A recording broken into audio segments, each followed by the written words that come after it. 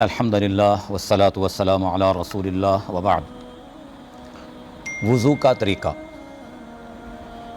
طریقہ جناب یہ ہے کہ سب سے پہلے ہم نے بسم اللہ، بعض کہتے ہیں بسم اللہ پڑھنا چاہیے، بعض کہتے ہیں نہیں پوری بسم اللہ پڑھنا چاہیے۔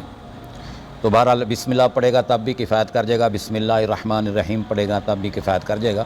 تو بسم اللہ پڑھ کے ہم نے اپنے دونوں ہاتھوں کو دھونا ہے، یہاں تک اوپر جتنا دھو لے۔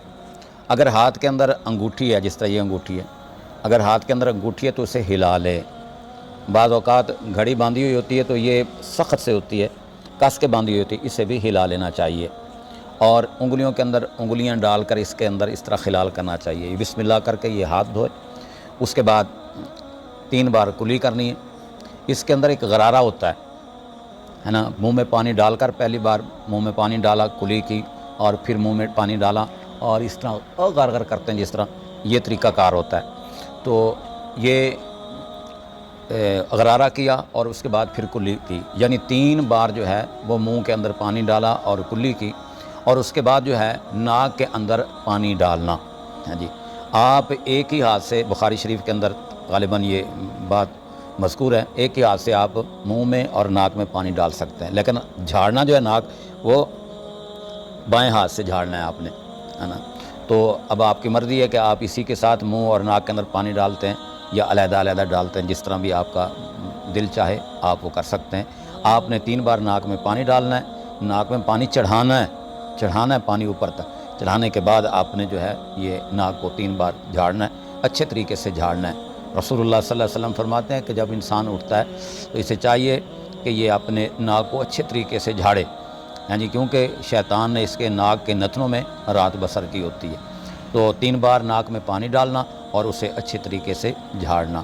پھر اس کے بعد جو ہے جی منہ کا دھونا، دھویا منہ، اور اسی طریقے سے اچھے طریقے سے مل کر منہ کو دھونا چاہیے، اچھے طریقے سے ملے، ہاں جی۔ ایک بار دھویا اور پھر دوسری بار دھویا، ہاں جی، اور تیسری بار دھویا، یہاں سے لے کر اور یہ تھوڑی تک، یہی نیچے تک، یہاں تک اچھے طریقے سے اسے ملے، اور پھر ایک چلو بھر کر آپ داڑھی کے اندر ایسے دیں، اور پھر اس کو اس طرح خلال کریں، داڑھی کا خلال کریں۔ یہ ہے جی طریقہ۔ اب یہ ہم نے منہ دھو لیا ہے، یہ 3 مرتبہ جو ہے نا یہ ہم نے منہ دھونا ہے، ایک کان کی لو سے لے کر دوسری کان تک، اور یہاں سر کے بالوں سے لے کر یہاں تھوڑی کے نیچے تک، یہ ہم نے منہ دھونا ہے جی، 3 بار ہم نے منہ دھونا ہے۔ اس کے بعد ہم نے بازو دھونے ہیں، ہاں جی، یہ بازو کوہنیوں تک دھونے، یہ کوہنیوں تک، یہاں تک، یہ کونیوں تک جو ہے نا دھونے۔ اوپر بھی آپ دھو سکتے ہیں، جس طرح ایک صحابی تھے نا، تو وہ یہاں تک بازو جو ہے نا وہ دھویا کرتے تھے، اور وہ کہتے تھے کہ قیامت کا دن ہوگا کہ وضو والے اعضاء جو ہیں وہ روشن ہوں گے، تو میرے اعضاء جو ہیں وہ زیادہ روشن ہوں گے، یعنی زیادہ روشن ہوں گے، اس لیے آپ دھو سکتے ہیں، لیکن دھونا 3 مرتبہ ہے، اچھے طریقے سے مل کر اسے دھونا ہے، ہاں جی، یہاں کونیوں تک یہ بازو آپ نے دھونے ہیں۔ اس کے بعد جناب آپ نے سر کا مسح کرنا ہے۔ طریقہ بالکل سمپل ہی ہے، آپ نے پانی لینا، پانی لینے کے بعد یہ جس طرح اللہ تعالیٰ نے یہ بنایا نا، یہ طریقہ، یہ دیکھیں یہ طریقہ، یہ آپ اس طرح کر لیں، اور یہاں سے شروع کریں، یہاں سے یہ مسح، اور یہ گدی تک، ہاں جی، پھر واپس آپ نے لے آنا ہے۔ یہ ہو گیا جی آپ کے سر کا مسح۔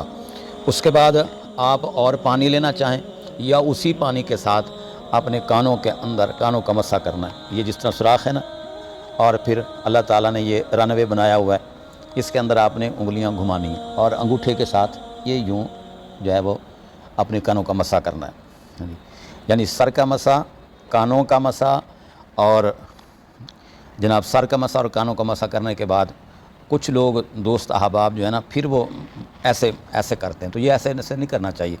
جس پر ایک مرتبہ ہم نے مسح کر لیا نا، اگر اس پر دوسری مرتبہ ہاتھ پھیریں گے تو وہ دھل جائے گا، مسح نہیں رہے گا۔ ہمیں مسح کا حکم ہے، دھونے کا حکم نہیں، ہاں جی۔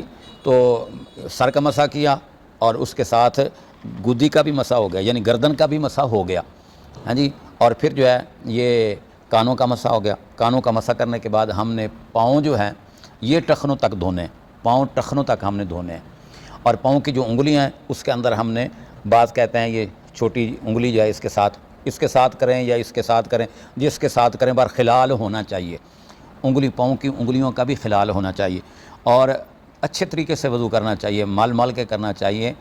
تو وضو کا کوئی اعضاء جو ہے وہ خشک نہیں ہونا چاہیے، خشک نہیں رہنا چاہیے۔ اگر کوئی اعضاء خشک رہ گیا، تھوڑی سی بھی جگہ خشک رہ گئی، تو آپ کا وضو نہیں ہوگا۔ جب آپ کا وضو نہیں ہوگا تو پھر نماز کیسے ہوگی؟ جب نماز ہی نہیں ہوگی تو پھر ہمیں اجر کیسا ملے گا؟ تو ضروری ہے کہ ہم وضو جو ہے وہ اہتمام کے ساتھ کریں، بسم اللہ کر کے شروع کریں، اور بڑے سوچ سمجھ کے بڑے احسن طریقے سے۔ بہترین وضو وہ ہے کہ جس کے اندر پانی کم خرچ کیا جائے اور اسے مل مل کے دھویا جائے، اور احسن طریقے سے جو ہے نا اسے کیا جائے۔ تو اللہ تعالیٰ سے دعا ہے اللہ تعالیٰ مجھے بھی آپ کو بھی صحیح طریقے پہ وضو کرنے کی توفیق نصیب فرمائے۔ والسلام علیکم ورحمۃ اللہ وبرکاتہ۔